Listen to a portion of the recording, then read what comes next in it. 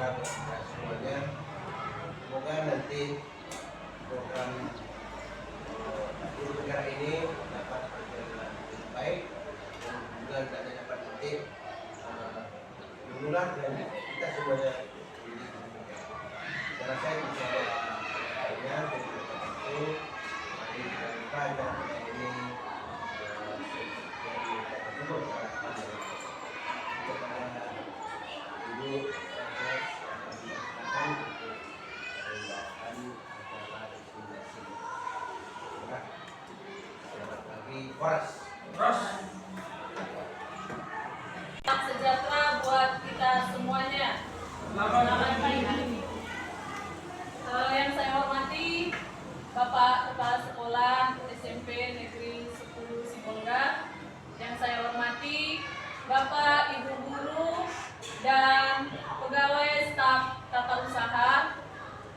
Puji dan syukur kita panjatkan kepada Tuhan Yang Maha Esa, karena atas berkatnya lah kita boleh berkumpul di tempat ini dalam keadaan sehat tanpa kekurangan suatu apapun.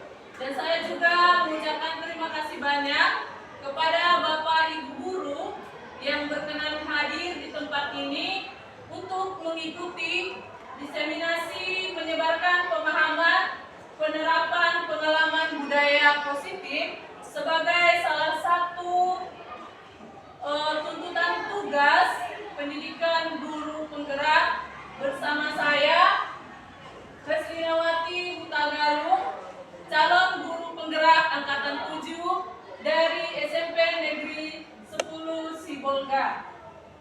Baiklah Bapak Ibu, sebelum saya mulai, saya mau menyapa Bapak Ibu dulu. Bapak Ibu, bagaimana kabarnya? Luar biasa. Yes. Selamat pagi. Pagi. Luar SMP 10. Luar biasa. Oke, terima kasih buat kita semuanya.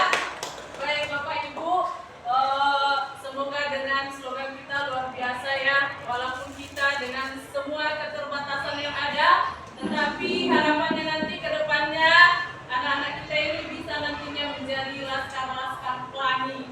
Oke, Bapak Ibu, kita mulai berbicara tentang budaya positif. Kira-kira apa yang terbersih di pikiran Bapak Ibu? Ayo, siapa yang bisa menanggapi? Ya, silakan Bu Dika.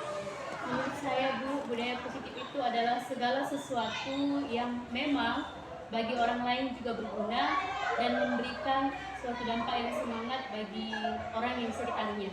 Ya, bagus sekali ya, Bu Dika. Ada lagi Bapak Ibu yang mau menanggapi? Pak Edwin, kira-kira?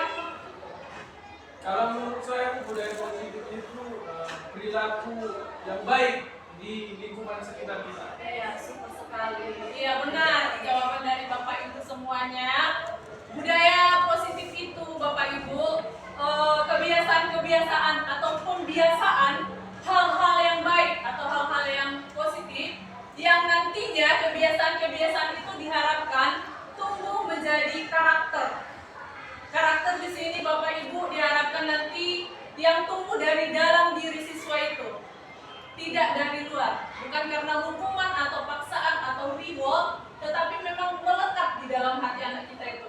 Saya masih ingat betul amanat Bapak Kepala Sekolah pada minggu lalu, ya kan? Saya tangkap itu adalah budaya positif, di mana Bapak itu amanatnya mengharapkan siswa itu memungut sampah tanpa disuruh gitu. Nah, tapi dari hatinya sendiri. Nah, itulah nantinya yang akan kita budayakan di sekolah kita Bapak Ibu. Nah, kira-kira perlu tidak budaya positif ini? Iya, sangat perlu, ya kan? Nah, contohnya saja kita Bapak Ibu di tempat kerja kita. Kalau kita bekerja mendapatkan tekanan-tekanan, bagaimana rasanya? Kita pasti tidak akan nyaman bekerja, ya kan? Nah, ketika kita membayangkan kita mau bekerja, rasanya seperti neraka. Nah, begitu juga lah Bapak Ibu dengan anak-anak didik kita. Bagaimana caranya mereka bisa belajar dengan nyaman sementara lingkungannya tidak baik, mereka tidak nyaman. mereka mendapatkan tekanan. Nah, tetapi sebaliknya, apabila mereka Bapak Ibu kita fasilitasi dengan hal-hal yang positif, mereka nyaman belajar, mereka aman, mereka senang belajar, maka tidak akan ada lagi siswa kita yang malas ke sekolah. Nah, ke profil pelajar Pancasila. Nah, tanpa membuang-buang waktu untuk mengefisienkan waktu Bapak Ibu, di sini saya nantinya akan memaparkan konsep inti budaya positif yang mana nantinya yang akan kita bahas satu persatu, yaitu perubahan paradigma belajar, disiplin positif, nilai-nilai kebajikan, kebutuhan dasar manusia, motivasi perilaku manusia, posisi kontrol guru, nilai-nilai keyakinan, dan sedikit restitusi. Baiklah Bapak Ibu, masih tetap semangat? Nah, sini Bapak Ibu pembelajaran dengan paradigma baru.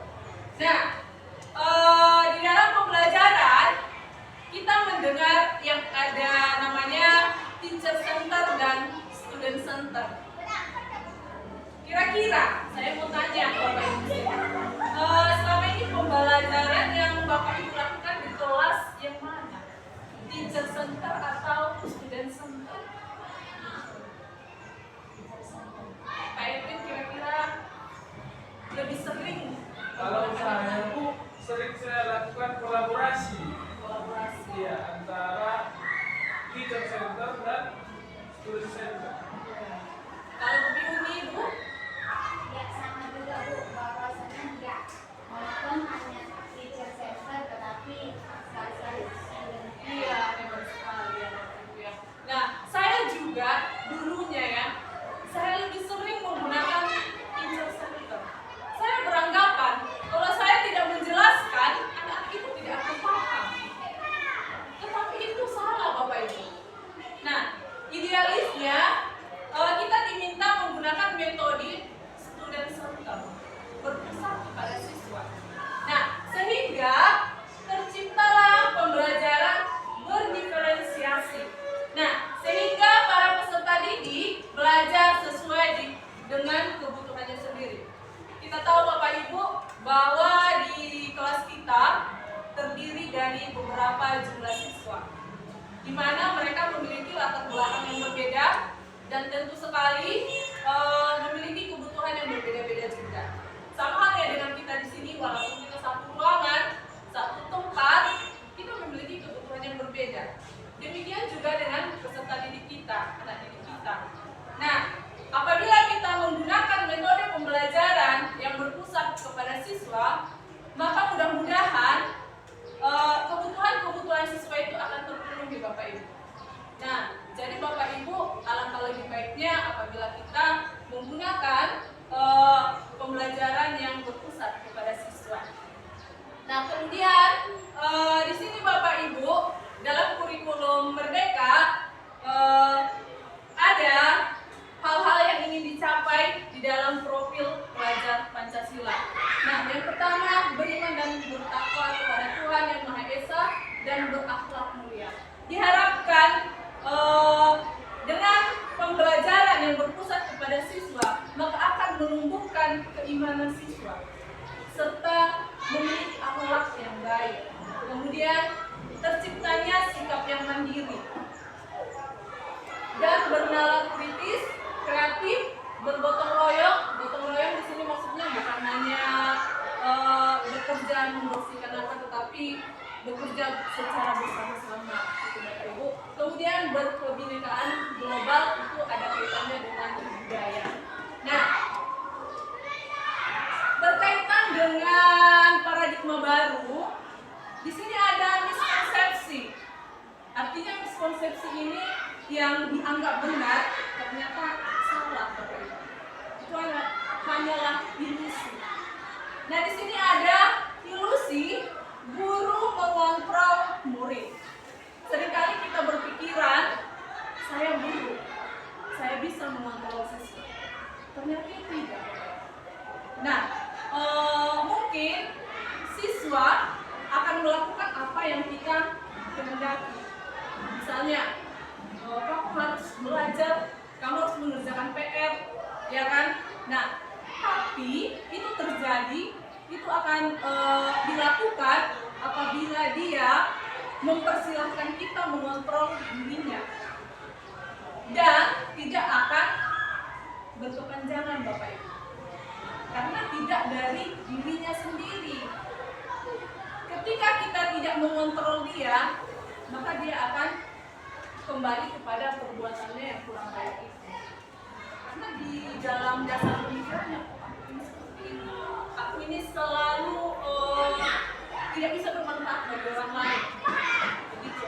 Nah, kemudian ilusi bahwa orang dewasa berhak memaksa.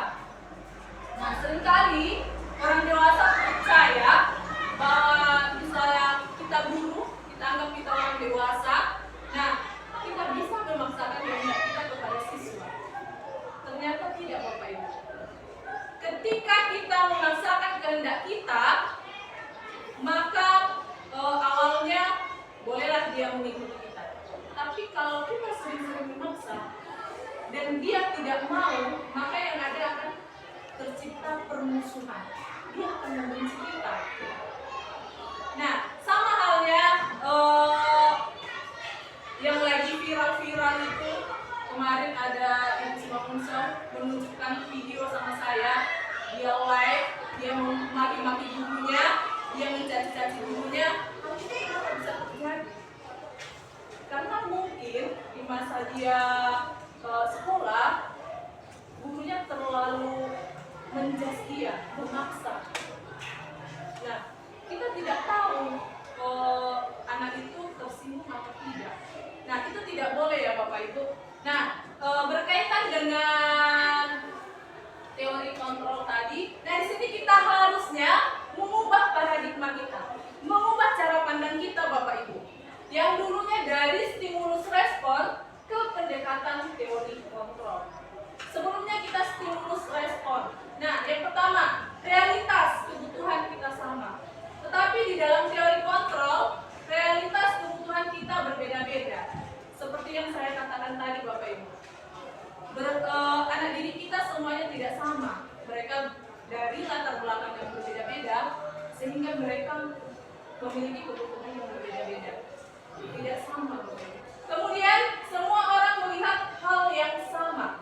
Karena kebutuhan anak didik kita itu berbeda-beda, sehingga gambaran mereka pun berbeda, cara pandang mereka berbeda, impian mereka. Kita yang harus memahami pandangan orang lain tersebut. Jangan kita paksakan orang lain masuk ke dalam kita. Kita yang harus memahami. Ya Bapak Ibu. Kemudian perilaku buruk dilihat sebagai kesalahan. Nah, sementara di dalam teori kontrol, semua perilaku memiliki tujuan. Kita suruh dia mencari solusi dari perbuatannya itu Bapak Ibu, sehingga dia menjadi pribadi yang bertanggung jawab. Jadi model berpikirnya menang-menang, semua menang. Ya, tidak ada yang kalah, tidak ada yang salah. Itu dia Bapak Ibu. Nah, berkaitan dengan stimulus respon, di sini ada disiplin. Nah, kira-kira kalau berbicara tentang disiplin, nah, apa yang kita pikirkan? Mungkin kita berpikiran tata tertib, ya kan, peraturan, konsekuensi. Nah, ternyata Bapak Ibu, disiplin itu berasal dari kata disiplin, yang artinya belajar Bapak Ibu. Nah, disiplin ini mengacu pada disiplin diri yang memiliki tanggung jawab terhadap apa yang dilakukannya berdasarkan nilai-nilai yang diyakininya. Dia melakukan suatu perbuatan itu bukan karena dia menginginkan, bukan karena dia takut hukuman atau apapun itu, tetapi dia melakukannya berdasarkan nilai yang diyakininya. Nah, kemudian di sini disiplin positif berasal dari disiplin baru tadi. Nah, terjadilah disiplin positif Bapak Ibu. Disiplin positif ini merupakan salah satu cara penerapan disiplin yang bertujuan untuk menumbuhkan kesadaran serta membudayakan tanpa imbalan, penghargaan, ancaman atau hukum. Nah, contohnya misalnya ada siswa datang, dia terlambat. Nah, kemudian guru piketnya menyuruh misalnya bersihkan halaman, sampah. Lalu minggu depannya dia tidak terlambat lagi.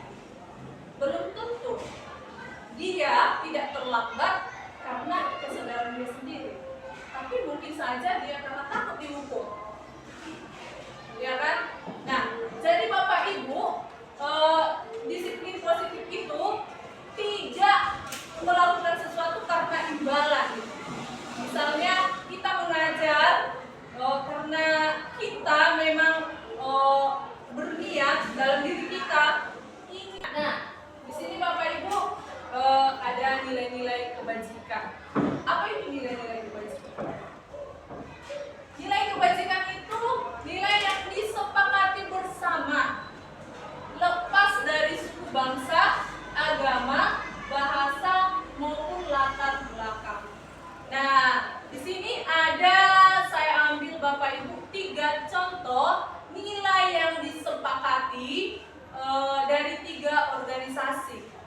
Yang pertama ada profil pelajar Pancasila seperti yang saya bacakan tadi, ada beriman dan bertakwa kepada Tuhan Yang Maha Esa, dan berakhlak mulia, mandiri, dan lain-lain. Kemudian menurut IBO Primary Years Program, nah nilai yang disepakati organisasi ini ada toleransi, rasa hormat, integritas, dan menurut 9 pilar karakter ada cinta Tuhan, kemudian kemandirian, tanggung jawab, dan lain-lain. Jadi Bapak Ibu, nilai-nilai kebajikan ini adalah nilai-nilai yang disepakati.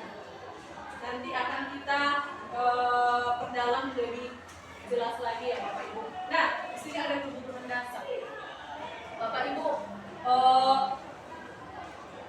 seringkali kita apabila mendapati siswa melakukan perbuatan yang kurang baik, kita langsung melakukan hukuman.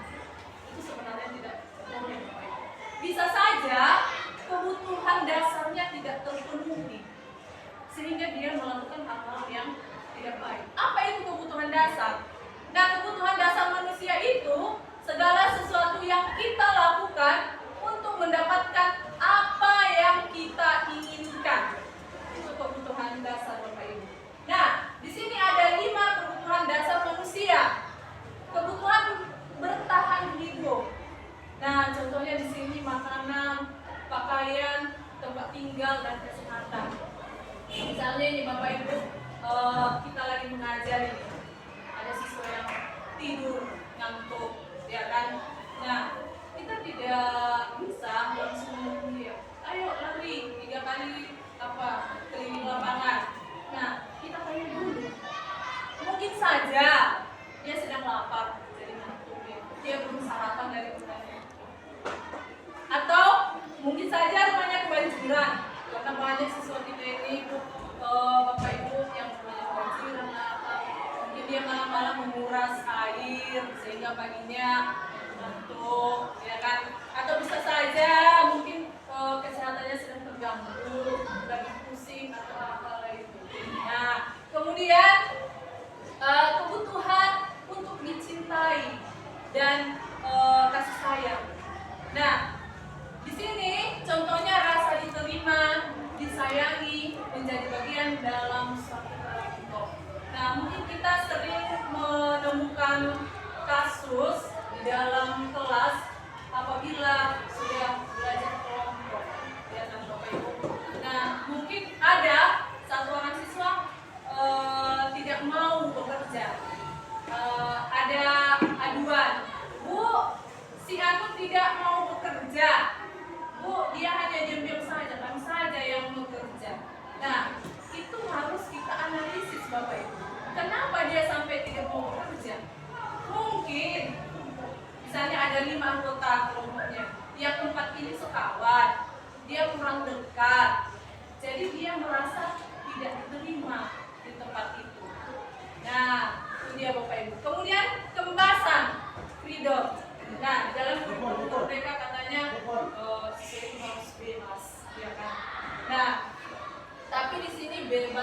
yang terarah maksudnya Bapak Ibu. Siswa kebebasan yang dimaksud di situ, misalnya siswa berhak menentukan pilihannya.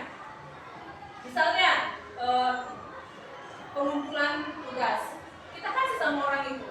Kalian mau kapan dikumpulin? Jangan kita yang menentukan. Ya.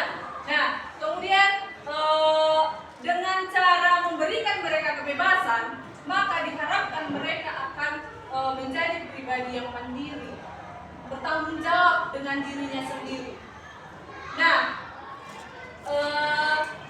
dan bisa mengendalikan dirinya.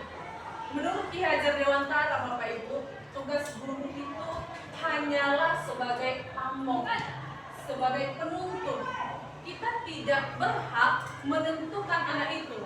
Kamu harus ini, kamu harus ini, kamu harus melakukan itu. Tidak. Kita hanya menuntun, kita hanya mengarahkan. Ibarat anak-anak yang mau belajar jalan, kita berikan dia kebebasan, jalan semaunya. Tapi kita arahkan supaya dia jangan terjun ke paret, misalnya, supaya jangan pergi ke jalan. Kita mengarahkan siswa tersebut supaya tidak melakukan hal-hal yang membahayakan dirinya. Nah, kemudian kesenangan. Mungkin kita dalam mengajar ada siswa yang kurang berambisi, tidak aktif, ada diam, ya kan? Nah, mungkin kebutuhan dia tidak terpenuhi, Bapak Ibu. Kesenangannya. Makanya diperlukan kalau dalam belajar kita ada speaking, ya kan? Nyanyi. Kemudian dalam belajar itu jangan terlalu serius sekali, apalagi yang matematika yang dikatakan. Dengan mudah mendapatkan atau memahami teori atau materi yang kita sampaikan. Kemudian penguasaan. Ada kalanya Bapak Ibu, siswa kita itu ingin kita hargai pencapaiannya. Kita seringkali merasa ogah atau merasa malas merespon keberhasilan siswa. Misalnya dia mampu mengerjakan tugas, kita diam aja. Nah, sesekali kita kasihlah apa kita respon kita, ya kan?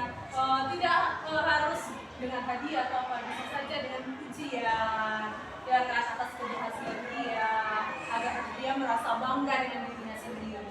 Nah, inilah Bapak Ibu kebutuhan dasar manusia. Nah, jadi apabila ada siswa kita yang berperilaku kurang baik atau berperilaku buruk, kita analisis dulu itu. Apa kebutuhannya yang tidak terpenuhi di situ.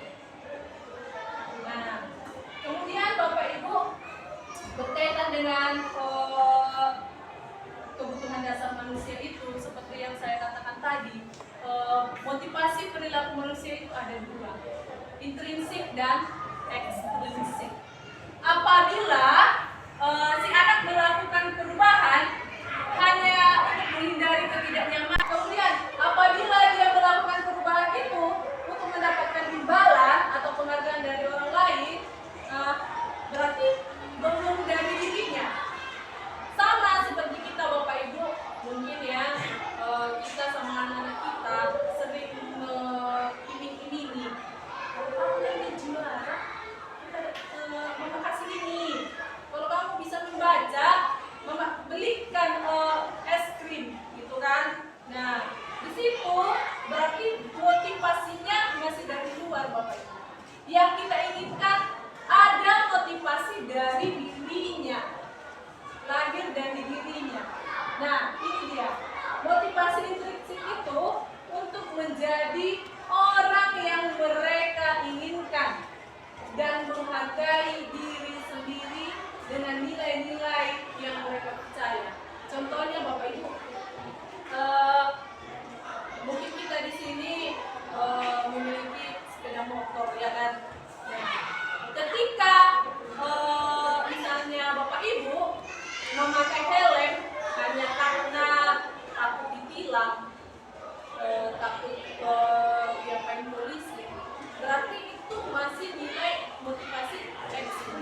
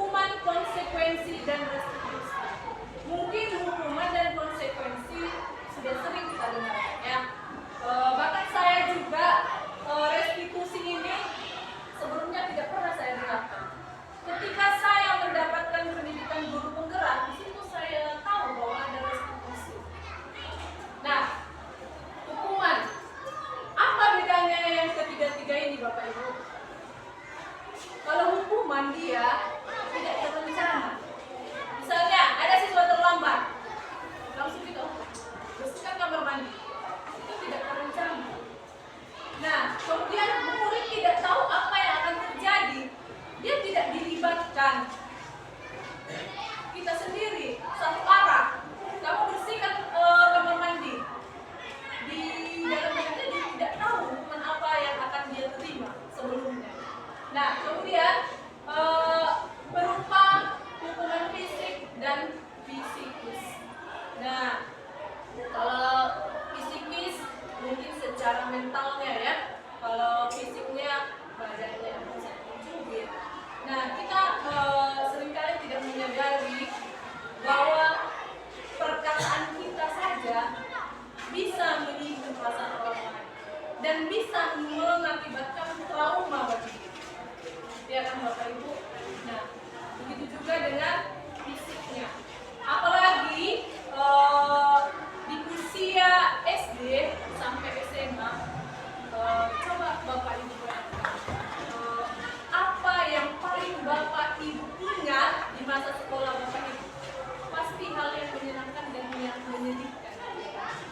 Nah, sekarang kita pilih. Kita mau memberikan kesan-kesan yang indah atau kesan yang buruk bagi siswa kita. Nah, sama seperti saya, ini pengalaman saya ini ya, Bapak Ibu. Waktu SD, ini guru matematika nih, saya permisi izin ke toilet.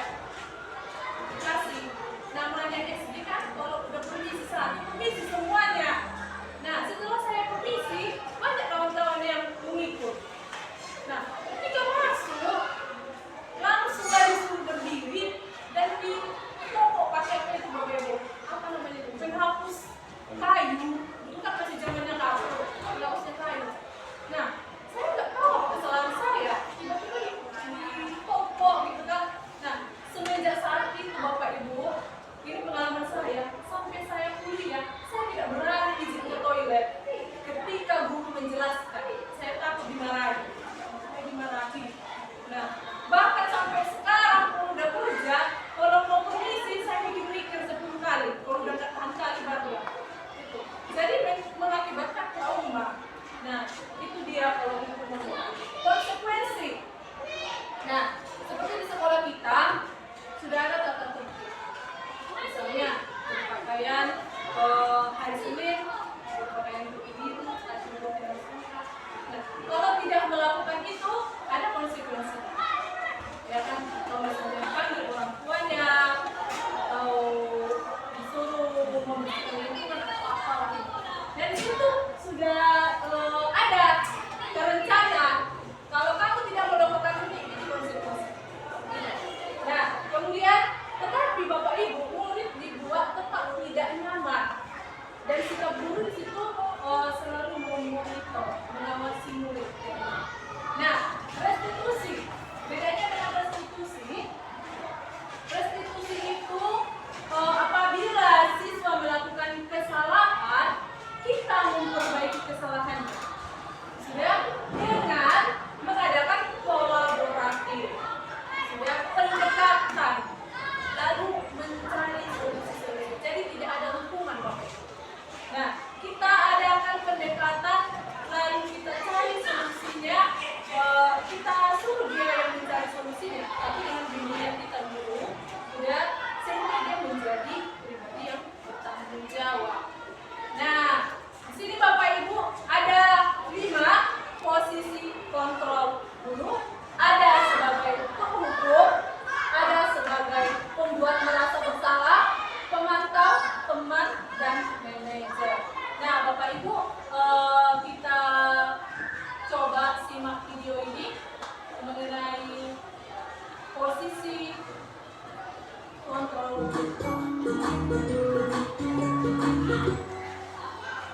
Salam bahagia Ibu dan Bapak Guru hebat. Dalam penerapan disiplin positif restitusi, salah satu program yang dikembangkan adalah 5 posisi kontrol. 5 posisi kontrol dalam restitusi adalah proses perjalanan seorang pendidik agar dapat mengenali dirinya. Pada video kali ini, kita akan membahas tentang 5 posisi kontrol yang dikembangkan oleh Diane Gosling dan contoh penerapannya.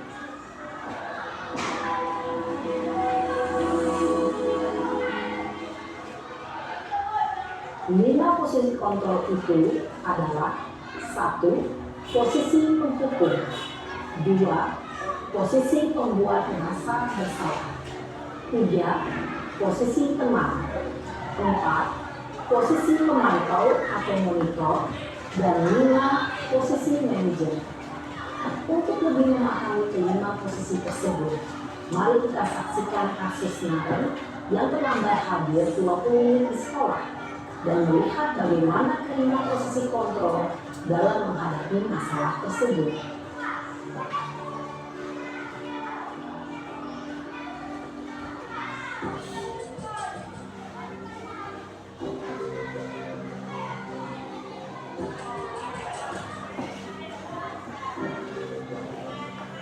Naren, sini kamu. Selalu terlambat. Kamu deh, pasti terlambat. Maaf Bu, saya Apa? Apa coba? Alasan kamu apa lagi? Kapan sih kamu tidak terlambat? Malas sekali ya kamu jadi anak. Dasar pemalas. Gak kapok-kapok sih kamu. Sudah berapa kali terlambat?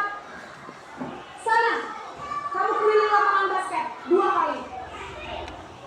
Posisi penghukum biasanya berbicara dengan nada tinggi, menghardik, menunjuk-nunjuk, menyakiti, dan menyindir.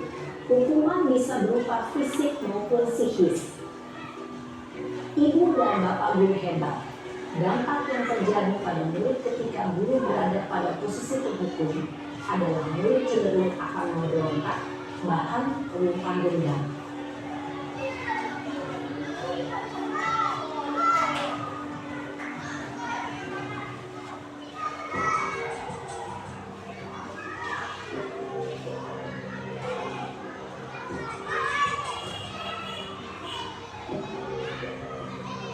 Naren,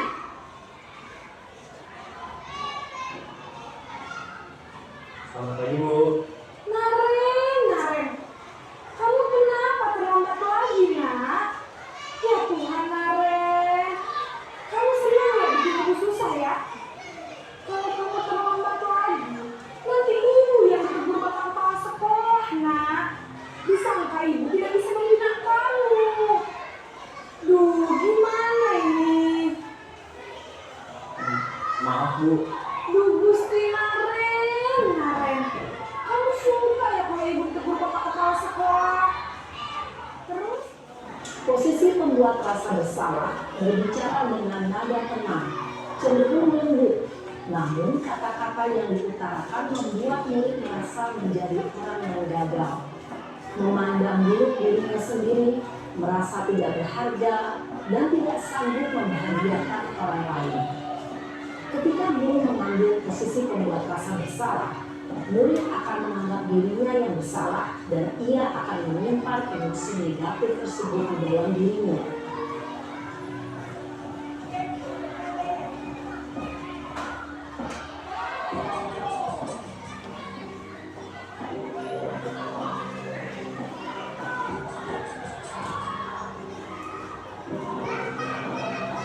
Naren,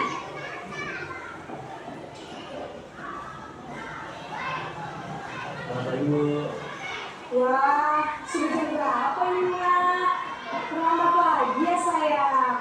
Iya Bu, habis ibu saya lupa memaafkan saya Bu. Kamu malah menyalahkan ibu kamu. Kamu bukannya anak yang larinya paling kencang. Kok terlambat sih?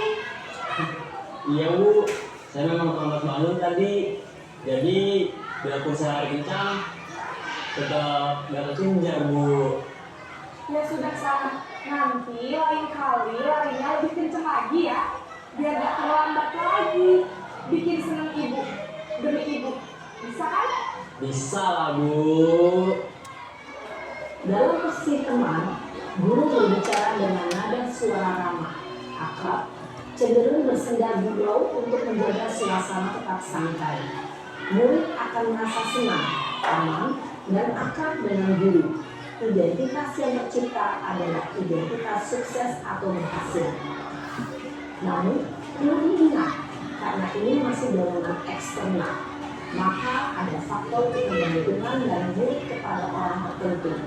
Di sini, guru absennya, sehingga di lain waktu, murid bisa berperilaku baik, namun hanya kepada orang-orang tertentu saja.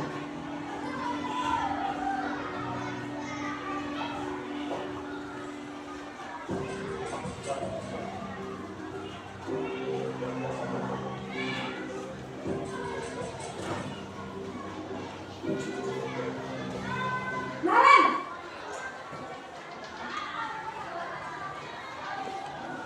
Selamat pagi Bu.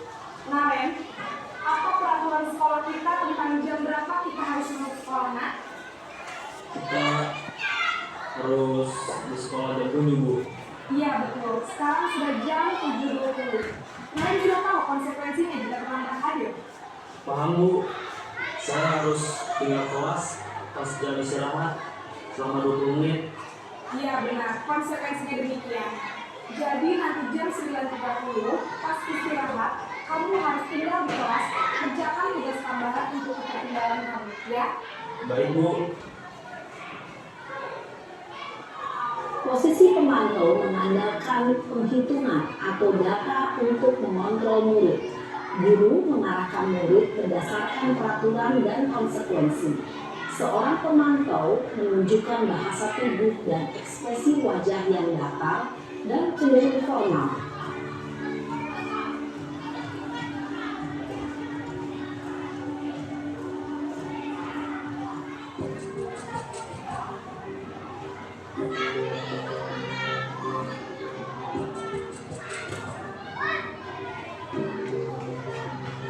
Naren!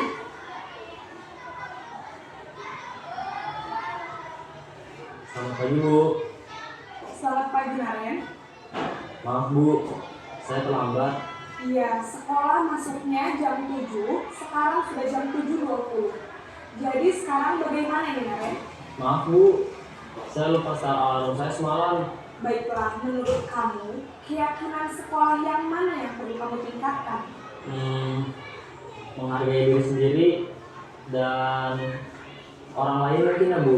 Setuju. Jadi, apakah Naren meyakini prinsip saling menghormati tersebut? Iya Bu, saya meyakininya. Apakah Naren bersedia memperbaiki masalah keterlambatan ini? Bersedia Bu. Bagaimana kamu akan memperbaiki masalah keterlambatan ini? Saya akan coba untuk tidak lupa menyetel alarm saya Bu. Baik, kalau Naren lupa menyetel alarm di rumah, ada orang yang kira-kira bisa bantu mengingatkan tidak? Ada Bu, kakak saya, Kak Emma.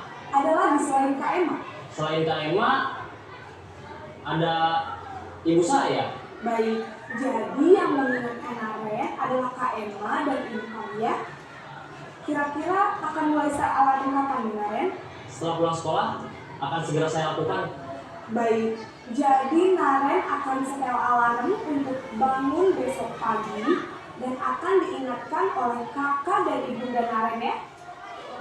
Posisi manajer adalah posisi kontrol yang disarankan untuk membimbing murid memiliki sikap disiplin yang positif, yaitu murid yang mandiri, bertanggung jawab, dan dapat memecahkan masalah. Tujuan dari posisi ini adalah agar murid dapat berefleksi atas tindakannya. Guru akan dengan tulus memberikan pertanyaan-pertanyaan bermakna, sehingga membuat murid dapat belajar dari kesalahannya dan mencari sebuah solusi untuk menyelesaikannya. Ibu dan Bapak guru hebat setelah Baiklah Bapak Ibu, dari cuplikan video tadi, kira-kira posisi apa yang sering kita lakukan? Semuanya. Ya, memang bisa saja di satu kasus ada lebih dari satu posisi komputer ya. Pak Togi, kira-kira kasus apa yang Bapak gunakan mencakup kelima posisi? Satu kasus atau berbeda kasus? Terkadang satu kasus dapat mencapai sebagai 5 posisi itu, di beberapa kasus hanya beberapa posisi. Nah, kira-kira seperti apa kasusnya?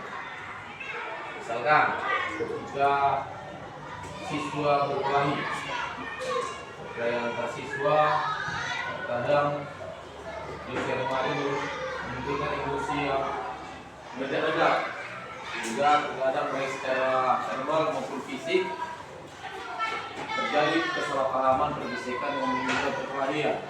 Maka di posisi yang pertama sebagai guru yang marah-marah, dan di mana yang posisi itu akan memberikan tekanan kepada siswa untuk membuat mental siswa itu sebenarnya jatuh dulu, dalam artian dihancurkan dulu dan nantinya akan dibangun kembali, seperti prinsip membuat keramik ya, dibentuk dulu kemudian dibentuk kembali. Maka di posisi pemarah itu, selain daripada memang dia harus menekan emosional siswa, dan yang memiliki tujuan akan membentuk kembali. Kemudian di posisi kedua, apa tadi, pembuat bersalah. Di posisi ini guru akan memberi tekanan juga kepada siswa, di mana siswa akan mencoba mengintrospeksi diri. Siswanya akan membuat siswa mengintrospeksi diri. Kenapa dia bertindak seperti itu, secara emosional mereka meledak, sehingga dia akan menarik, oh iya, ternyata kalau begini aku salah. Nah, di posisi ketiga, apa tadi, pemantau. Maka posisi guru di sini ketika siswa bermasalah, kita akan memantau perkembangan emosional siswa ke depannya yang memiliki tujuan untuk memperbaiki sikap, sehingga tiap-tiap siswa yang bermasalah akan mampu dalam kontrol guru tersebut. Itu di posisi keempat di kasus itu sebagai teman, ya. Di posisi ini ketika terjadi perkelahian, kita sebagai guru juga bisa menjadi teman. Ketika terjadi kasus ini, kita dapat merangkul kembali. Setelah kita memberi tekanan, marah, kita merangkul kembali, di mana kita akan memberikan rasa nyaman kepada siswa setelah terjadi perkelahian itu. Maka di posisi terakhir dalam kasus tersebut, sebagai guru, sebagai manajer, kita akan memberi kesadaran kepada diri siswa yang bermasalah, sehingga memiliki tujuan untuk memperbaiki diri masing-masing siswa, sehingga kedepannya tiap-tiap siswa dapat memahami situasi sebagai seorang pelajar untuk dapat memperbaiki dirinya lebih lanjut. Mungkin itu dari saya. Terima kasih. Terima kasih Bapak Ibu. Pak Tobi ya. Ya memang benar ya dikatakan Pak Tobi. Tapi Bapak Ibu, sebenarnya posisi yang lebih tepat, yang seyogianya harus kita lakukan adalah posisi manajer. Nah, ketika kita berlaku atau bertindak sebagai posisi manajer, di situ tidak ada yang tersakiti, tidak ada yang terluka, tapi kita di situ menjadikan siswa menjadi siswa yang mandiri, yang bisa menyelesaikan setiap masalahnya sendiri, ya, menjadi siswa yang bertanggung jawab. Itu yang kita inginkan. Nah, di sini untuk meningkatkan pemahaman kita tentang posisi kontrol, ada di situ sifatnya satu arah. Kalau tidak melakukan apa yang diinginkannya, awas. Nah, kemudian yang kedua, nah di sini,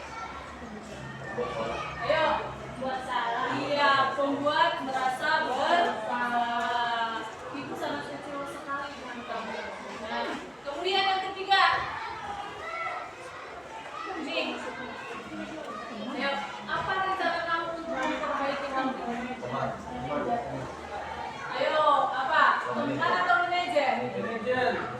Manajer, ya. Nah, di sini di manajer ini kita berikan kesempatan kepada siswa untuk menyelesaikan masalahnya sendiri. Kita berikan tanggung jawab kepadanya. Nah, di sini apa rencana kamu untuk memperbaiki? Nah, jadi inilah posisi kontrol guru ya Bapak Ibu. Nah,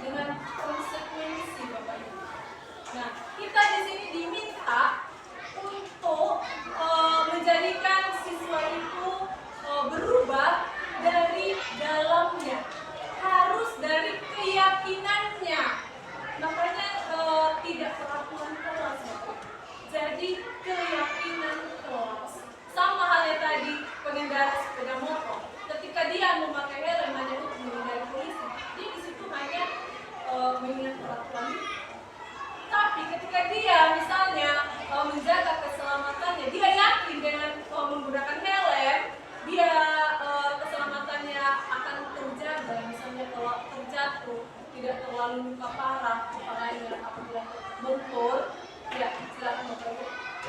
Terima kasih Bapak memberikan. Ini terkait dengan materi yang disampaikan. Ya. Saya sudah baca tentang keyakinan kelas. Kemudian dari poin yang ke-6, semua warga sekolah, warga kelas diberikan satu keyakinan kelas. Dan ini juga telah sempat memaparkan lebih setuju kepada keyakinan kelas. Bagaimana Ibu bisa menjelaskan? Sementara di sekolah itu ada yang namanya peraturan sekolah. Maka di tiap hari Senin kita ada peraturan dan tata tertib sekolah, di mana turunannya adalah tata tertib atau peraturan kelas. Ini merupakan turunan, artinya ketika kita coba merubah aturan kelas atau menjadi keyakinan kelas, maka secara sistematis bisa kita naikkan ke atas juga berarti keyakinan sekolah. Nah, jika kita naikkan lagi dari keyakinan sekolah, berarti kita naikkan lagi dia ke atasnya berarti keyakinan dinas. Kita naikkan lagi dia, mungkin jadi keyakinan kementerian mungkin jadinya. Nah, maka akan sangat rumit mungkin karena memang setiap aturan akan bersinergi dia dengan konsekuensi. Nah, bagaimana sikap kita? Kita persempit kembali dari peraturan sekolah yang untuk ke siswa, di mana ada aturan dan konsekuensi untuk menjadi keyakinan lebih sempitnya di kelas. Nah, sebenarnya Bapak Ibu, tujuannya cuma namanya. Kalau berbicara tentang peraturan, dia berarti eksternal. Sudah. Nah, kalau keyakinan dia meyakini itu. Nah, contohnya di sini Bapak Ibu, bagaimana peraturan sekolah, peraturan kelas. Nanti kalau misalnya ketika yang lebih tingginya keyakinan dinas apa. Nah, itulah Bapak Ibu. Di poin pertama dia sifatnya abstrak. Ya. Bersifat abstrak artinya ada antara ada dan tiada. Abstrak di situ maksudnya Bapak Ibu bukan ada dan tiada. Nah, tapi karena dia merupakan keyakinan, kita tidak bisa melakukannya. Misalnya, mengutuk sampah tidak harus disuruh, tetapi dia dari dirinya sendiri melakukannya. Seperti itu Bapak Ibu. Nah, kemudian di sini keyakinan kelas maksudnya di situ. Apabila kita berbicara tentang peraturan, ya kan, sering kita membuat peraturan itu hanya terjadi satu orang. Siswa tidak terlalu dilibatkan. Nah, tetapi di dalam pembuatan keyakinan itu, siswa itu yang diminta apa yang akan kita sepakati yang menjadi keyakinan di kelas kita, Bapak Ibu. Bisa saja misalnya kita suruh anak-anak itu menuliskan papan tulis atau kita kasih seperti itu yang dibuat Ibu Rika, kertas-kertas lalu ditempel. Tapi di situ tugas Bapak Ibu diseleksi apa yang menjadi keyakinan kelas nantinya. Nanti menjadi kalimat positif. Mengasihnya pada tempatnya. Jangan ribut misalnya, tetapi tertib dalam mengikuti kira-kira seperti itu. Kemudian jangan banyak-banyak, jangan panjang-panjang kalimatnya. Misalnya saling menghargai, saling menjaga barang teman, gitu kan misalnya. Kemudian disesuaikan dengan kelas masing-masing. Mungkin kelas 7A dengan 7B berbeda keyakinan kelasnya. Karena dari segi siswanya juga sudah berbeda, kebutuhannya juga sudah berbeda, dan harapan kedepannya pun pasti berbeda. Kemudian di sini semua dilibatkan. Kalau dia keyakinan kelas, semua siswa terlibat. Kalau dia keyakinan sekolah, semua warga sekolah terlibat, baik itu siswa, guru, kalau ada penjaga sekolah.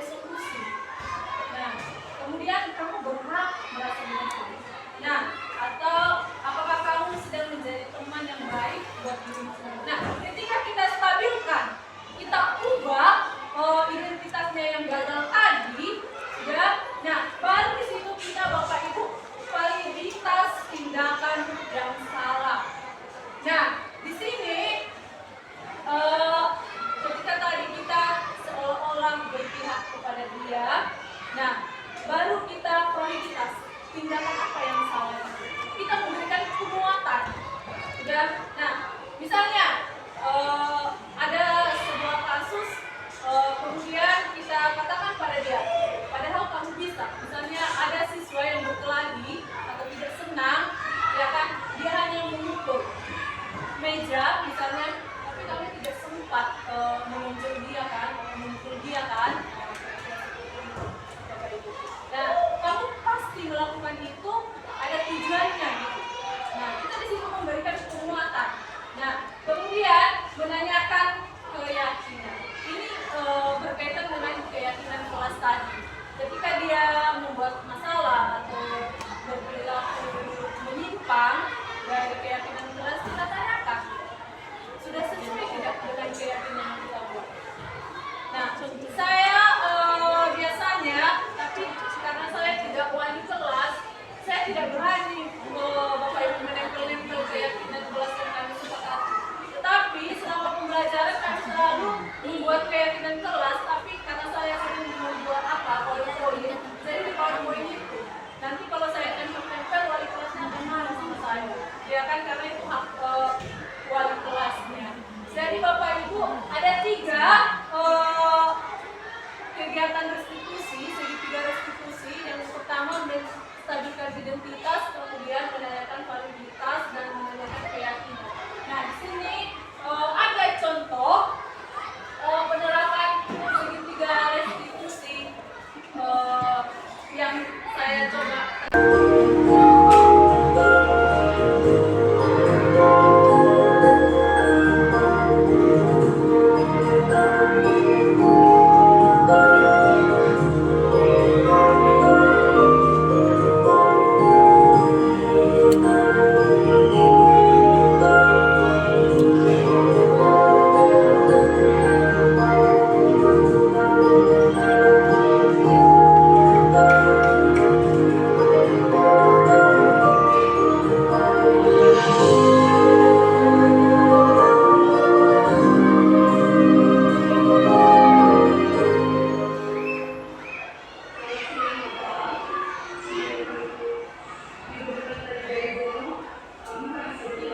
Suaranya kurang jelas Bapak Ibu karena pada saat itu sedang ada pembelajaran, jadi ada suara.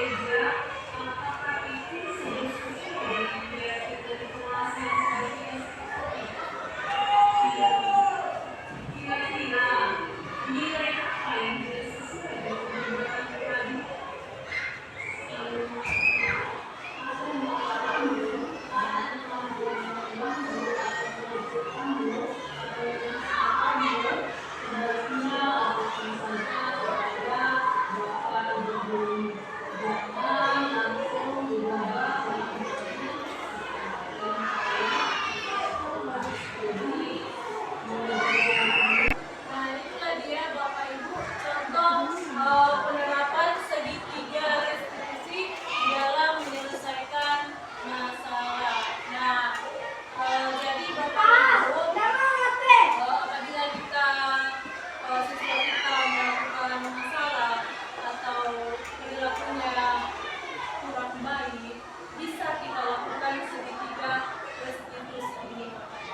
Nah, jadi Bapak Ibu sebagai penutup, di sini di dalam penerapan program disiplin positif, hendaknya kita sebagai guru memiliki standar kepribadian, profesional, dan sosial yang baik, di mana guru mampu merefleksikan dirinya sebagai posisi kontrol saat ini, bagaimana perjalanan dirinya sebagai pamong atau sebagai manajer, yaitu menuntut murid menjadi insan yang mandiri, merdeka, dan bertanggung jawab sesuai dengan standar nasional pendidikan. Baiklah, demikian diseminasi pemakaran penyebaran budaya positif ini Bapak Ibu. Semoga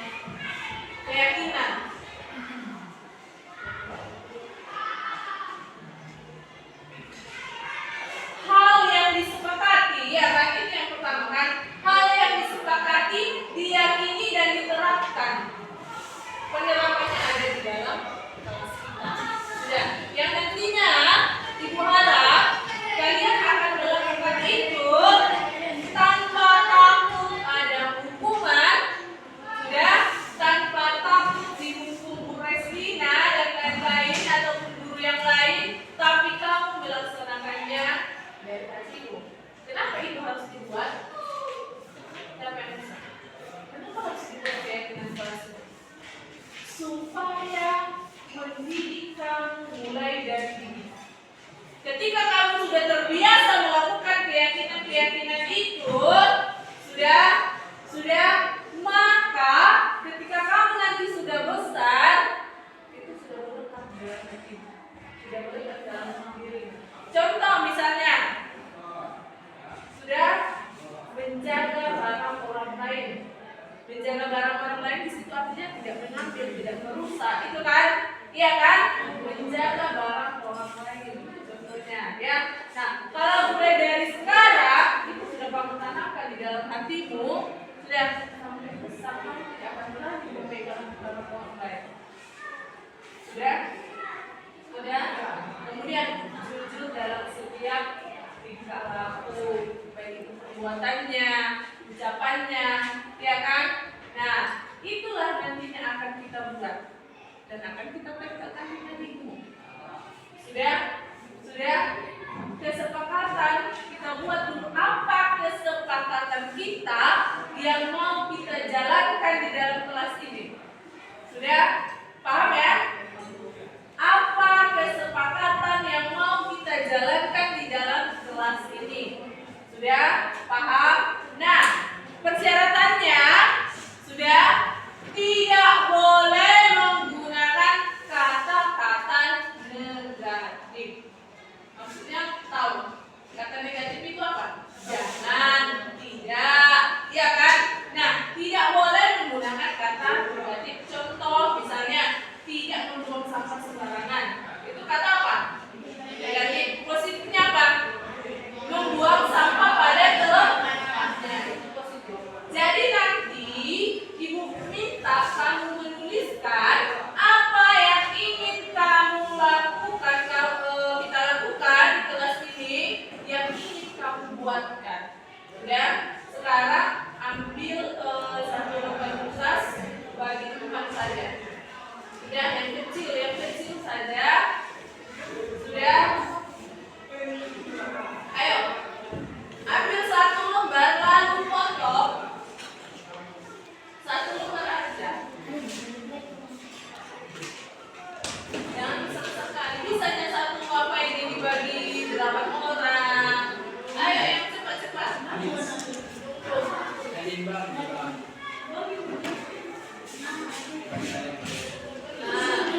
Potongkan apa tadi? Ada bergaris.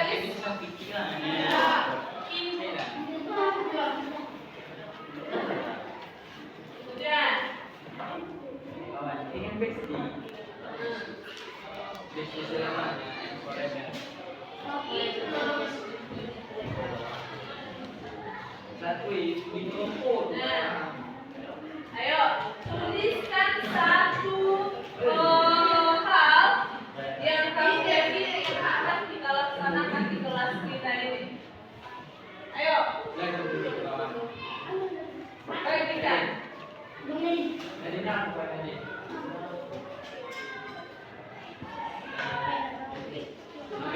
Ayo, langsung ditulis.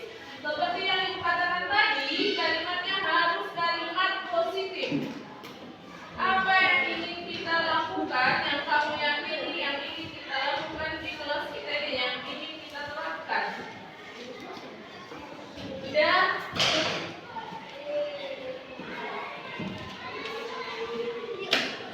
Ayo,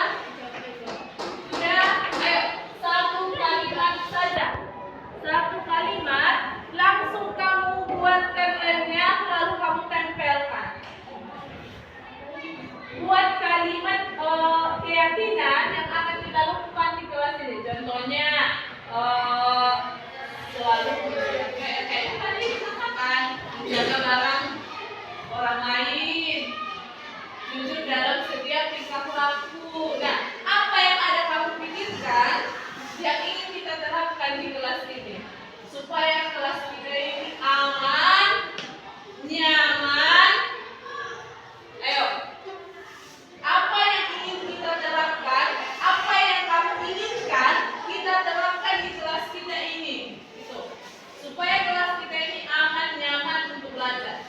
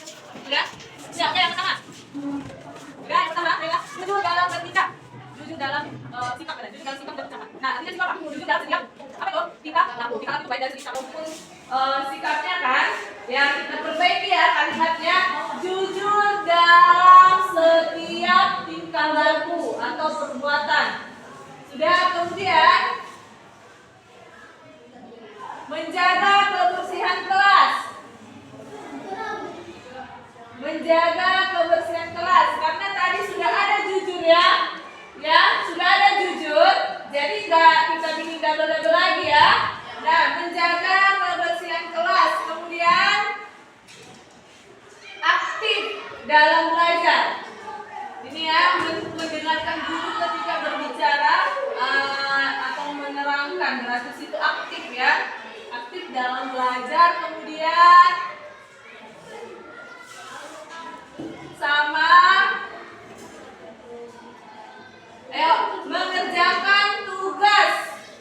mengerjakan tugas atau PR tepat waktu. Mengerjakan tugas atau PR tepat waktu. Membuang sampah pada tempatnya berarti menjaga kebersihan kan? Ya kan? Menjaga kebersihan kelas. Oke. Menjaga kebersihan kelas. Menjaga kelas selalu bersih, sama. Jujur. Membuang sampah ya. Berarti ada berapa di situ Mela? Apakah dulu? Bu, di sini keyakinan kelas kita buat sementara itu capai dulu sebelum itu ketika nantinya ya. Oke. Nah, ini dia. Posisi saja.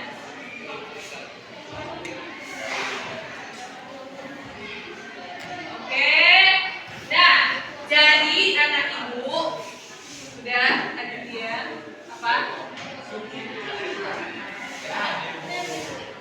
Ada nggak di sini tertib sewaktu belajar? Ada kan? Nah, jadi anak ibu ini keyakinan yang sudah kita buat ini sudah ini kamu terapkan. Kamu biasakan dulu untuk disiplin untuk dirimu sendiri dulu. Sudah. Ini kan keyakinan kita kan? Yang kita yakini kan? Yang kita sepakati kan? Kita sepakati dan kita yakini dan kita terapkan di dalam kelas kita. Sudah?